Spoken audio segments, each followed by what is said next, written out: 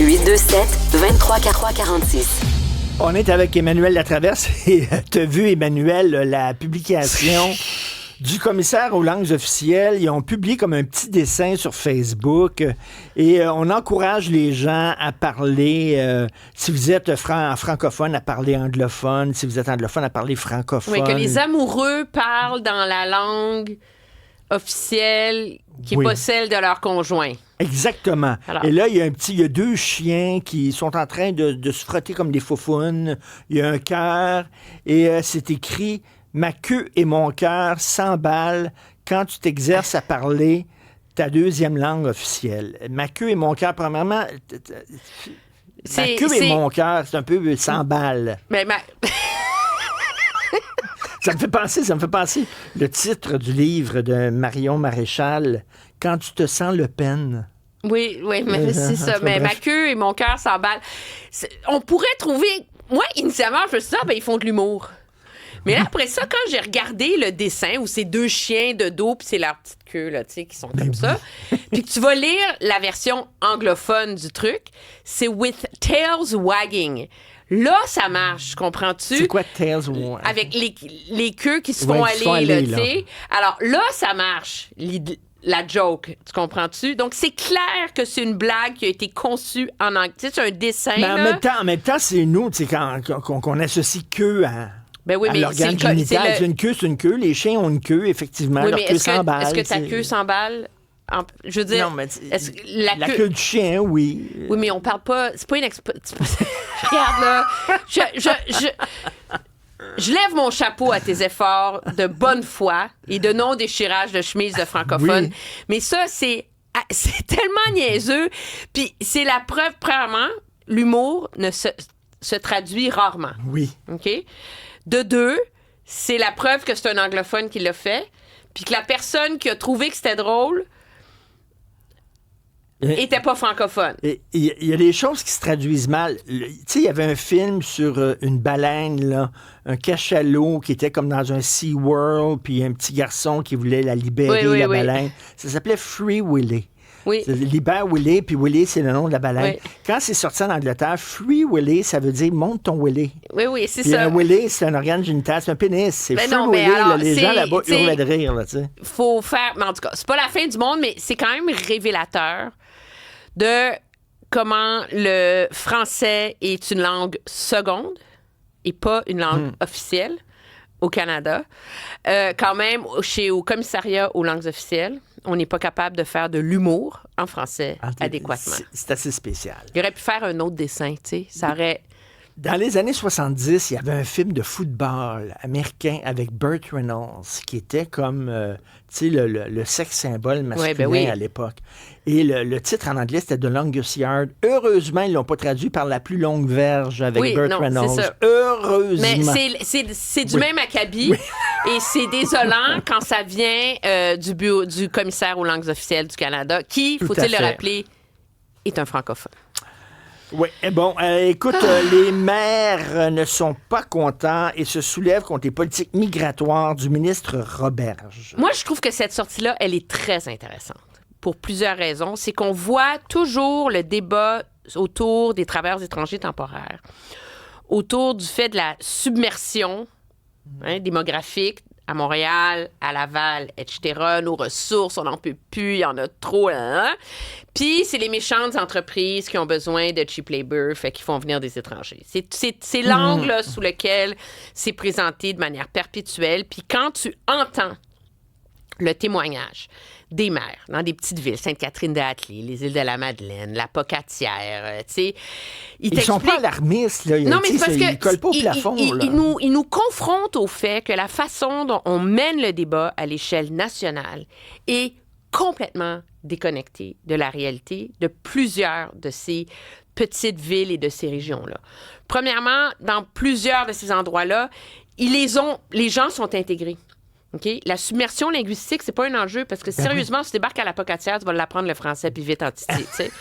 Je veux dire, c'est comme si tu vas pas parler anglais, là. Alors, et les entreprises qui ont besoin de ces travailleurs-là ont mis en place des structures d'accueil, d'intégration. Maintenant, c'est des pompiers volontaires, c'est des coachs de hockey, ça fait des années qu'ils sont là. Donc, c'est des gens, c'est le modèle d'intégration dont on rêve. Écoute, j'étais à l'université. C'est les gens qui ont suivi les règles. J'étais à l'université en 1995 et Pauline Marois parlait de régionaliser l'immigration. Là, par un accident de parcours dans les faits, on est en train de réussir à le faire. Et le gouvernement, en avançant avec des œillères, est en train de menace de détruire ça. Parce que c'est double problème dans les régions. Il y a le fait qu'ils ont besoin de ces gens-là dans les entreprises. Puis, c'est sûr, c'est pas tous des PhD, là.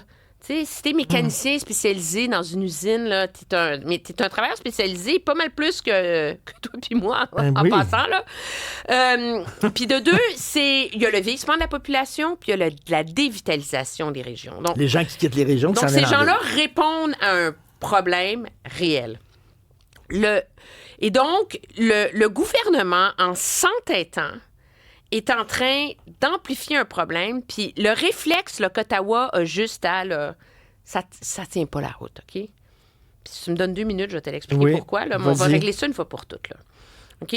Ottawa s'est fait casser les oreilles pendant 5 ans sur le bar ouvert des travailleurs étrangers temporaires.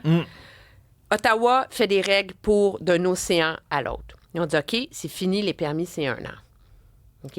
On ne prolonge pas, etc., pour en arriver à baisser le nombre de travailleurs étrangers temporaires. C'est ce que tout le monde demandait à Ottawa de faire. Là, Québec dit à Ottawa, ah oui, mais là, c'est pas correct parce qu'il y en a là-dedans que nous, on voudrait garder. Mais Ottawa, il dit, arrangez-vous, là. Tu sais, tu peux pas avoir ton beurre puis le prix du beurre. Et le fond du problème, c'est que les gens qui étaient dans l'ancien programme, le PEC, ceux qui avaient appliqué, OK, ils avaient envoyé leurs papiers. Eux autres sont corrects parce qu'ils vont être traités selon les anciennes normes. OK? Les gens qui viennent d'arriver ou qui sont ici depuis 2 ans puis qui avaient des permis de 4-5 ans, 4 ans, je sais pas quoi, là. Eux autres, ils ont le temps à ce que le nouveau programme se mette en place. Parce que le nouveau programme, c'est sur invitation puis c'est un système de points. OK? L'enjeu, c'est qu'il y a beaucoup de temporaires au Québec dont le permis vient à échéance à la fin de 2026. Et la crainte, c'est que d'ici la fin de 2026, le nouveau programme ne sera pas capable de gérer le volume de tous ces gens-là. Alors, ces gens-là sont obligés de faire des choix de vie plus qu'au mois de novembre prochain. Ils sont obligés maintenant de décider s'ils prennent le risque de rester puis de se faire montrer la porte parce qu'on n'aura pas le temps de traiter leur demande, ou si ils partent tout de suite puis ils changent leur vie. Alors, tout ça, l'erreur du gouvernement, s'il n'y a pas besoin de changer, d'abandonner la réforme qu'il a mis en place, qui à terme, je crois, va être un meilleur système que le PEC, le problème, c'est qu'il a oublié de faire une zone tampon.